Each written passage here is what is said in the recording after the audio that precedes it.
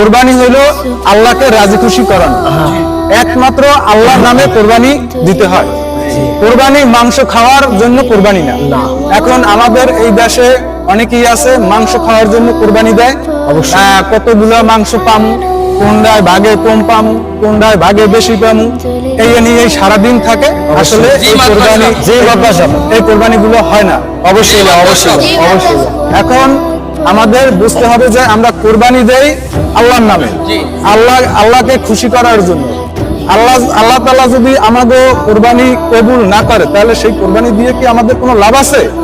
অবশ্যই লাভ নাই। যার কারণে আল্লাহকে খুশি করতে হবে। এবং এই যে কুরবানির মাংস, এই মাংসগুলি তিনটে ভাগে ভাগ করতে হবে। একটা হলো গরিবের, একটা হলো আত্মীয় স্বজনের, এক ভাগ হলো নিজেদের। তোমরা কি আল্লাহকে খুশি করার জন্য কুরবানি দিতে চাও?